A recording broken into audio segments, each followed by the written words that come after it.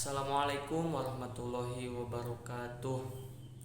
Bismillah, alhamdulillah, wassalatu wassalamu ala rasulillah wa ala alihi wa sahbihi wa mawalah, amma ba'du.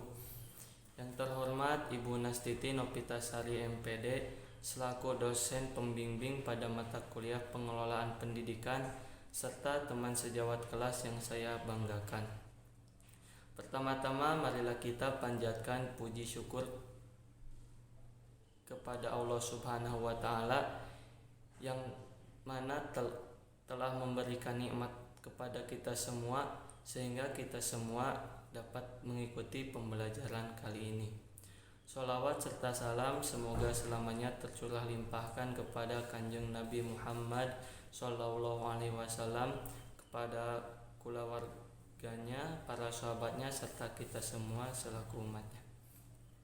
Adapun topik yang akan kita bahas kali ini yakni mengenai pengelolaan kurikulum. Saya Muhammad Rifat Rifai Muslim NPM 2021030091 sebagai moderator yang akan membimbing jalannya presentasi kali ini. Sebelumnya saya akan memperkenalkan anggota kelompok 3, yang mana anggota kelompok bernama Al-Fikri, Widi, Nopi, serta Dianita. Untuk mengefektifkan waktu, saya persilahkan kepada pemateri untuk menyampaikan materinya. Terima kasih kepada moderator yang sudah mempersilahkan saya untuk memaparkan materi pertama.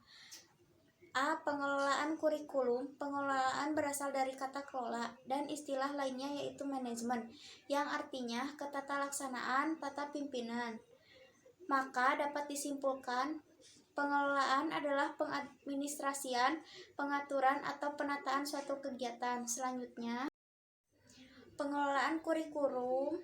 Secara etimologis, istilah kurikulum berasal dari bahasa Yunani yaitu kurir, yang berarti pelan, dan curere yang berarti tempat berpacu. Kurikulum adalah suatu sistem yang mempunyai komponen-komponen yang saling berkaitan erat dan menunjang satu sama lain, di mana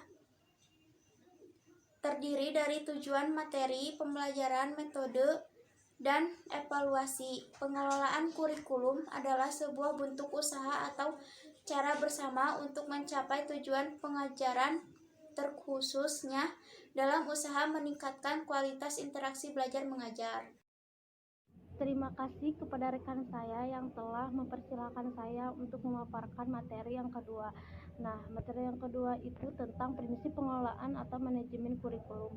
Prinsip-prinsip manajemen kurikulum mempertimbangkan kebijakan pemerintah maupun Departemen Pendidikan Nasional, yaitu UU SPN nomor 20 tahun 2001.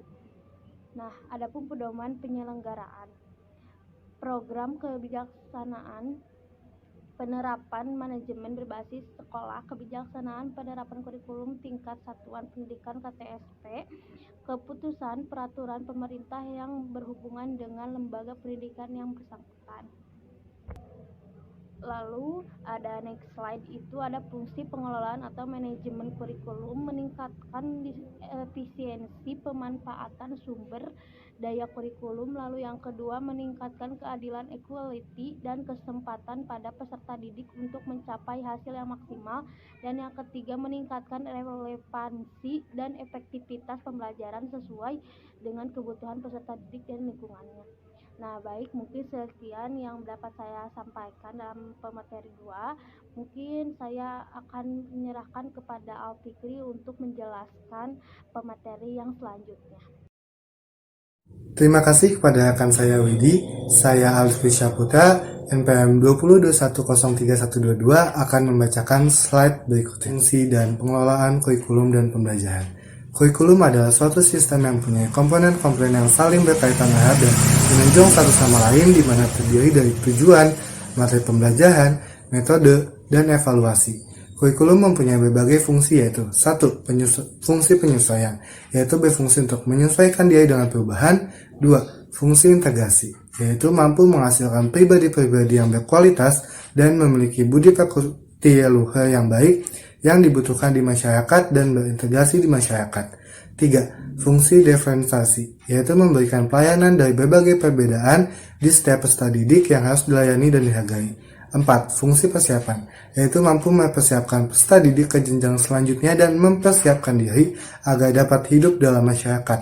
5. Fungsi pemilihan, yaitu memberikan kesempatan bagi peserta didik untuk menentukan pilihan program belajar yang sesuai dengan minat dan bakatnya.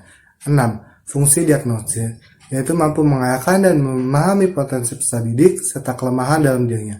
Pada dasarnya, kurikulum adalah alat untuk mencapai tujuan dan dari berbagai program pendidikan. Kurikulum memiliki 4 tujuan utama, yaitu yang A. Tujuan nasional, diatur dalam Undang-Undang Indonesia Nomor 2 Tahun 1980 mengenai Sistem Pendidikan Nasional, yaitu mencerdaskan kehidupan bangsa, membentuk masyarakat yang beriman serta bertakwa kepada Tuhan Yang Maha Esa, membentuk masyarakat dengan budi pekerti luhur, terampil, dan cerdas, membentuk masyarakat yang sehat secara jasmani dan rohani, membentuk masyarakat yang memiliki kepribadian yang kuat, mandiri, serta memiliki rasa tanggung jawab untuk masyarakat dan negaranya. B. Tujuan institusional, tujuan yang harus dicapai oleh sebuah lembaga, dalam hal ini adalah lembaga pendidikan. C. Tujuan kurikuler, tujuan dari sebuah mata pelajaran hingga dapat mencerminkan dasar ilmu yang ada dalam mata pelajaran tersebut. D. Tujuan instruksional, tujuan yang akan langsung diterapkan untuk peserta didik dan peserta didik sudah dapat mencapai tujuan tersebut ketika mereka selesai menempuh proses belajar mengajar. Mungkin cukup sekian dari saya. Pembacaan slide selanjutnya akan dibacakan oleh rekan saya yaitu Denita, dipersilakan. Assalamualaikum warahmatullahi wabarakatuh. Terima kasih kepada rekan saya yang sudah mempersilahkan saya untuk menyampaikan materi yang keempat. Baik, di sini saya akan menjelaskan sedikit tentang kedudukan kurikulum dalam pendidikan. Posisi kurikulum dapat disimpulkan menjadi 3. Pada posisi pertama adalah kurikulum sebagai konstruk yang dibangun untuk mentransfer apa yang sudah terjadi di masa lalu kepada generasi berikutnya untuk dilestarikan, diteruskan, dan dikembangkan. Pengertian kurikulum berdasarkan pandangan filosofis perennialisme dan esensialisme sangat mendukung posisi pertama pada kurikulum ini. Yang kedua adalah kurikulum berposisi sebagai jawaban untuk menyelesaikan berbagai masalah sosial yang berkenaan dengan pendidikan. Posisi ini dicerminkan oleh pengertian kurikulum yang didasarkan pada pandangan filosofi progresivisme. Dan yang terakhir, pada posisi ketiga adalah kurikulum untuk membangun kehidupan di masa depan, di mana kehidupan masa lalu, masa sekarang, dan berbagai rencana pengembangan dan pembangunan bangsa dijadikan dasar untuk mengembangkan kehidupan di masa depan. Sekian dari saya, terima kasih. Baik, terima kasih kepada pemateri yang telah menyampaikan materinya. Jadi kesimpulannya adalah kurikulum mempunyai kedudukan sentral dalam seluruh proses pendidikan.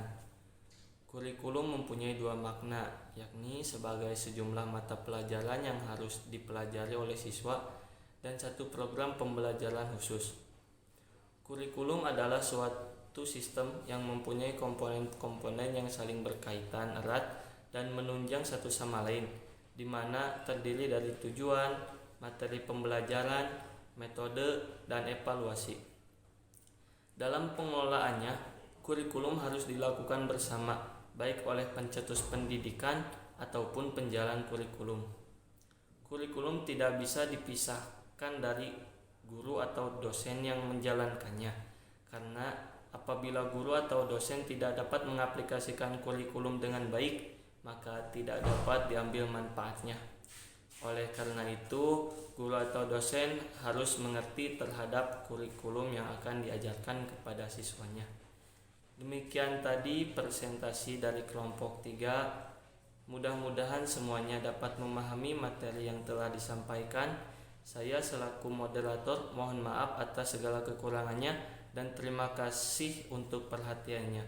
Billahil hidayah wat taufik. Wassalamualaikum warahmatullahi wabarakatuh.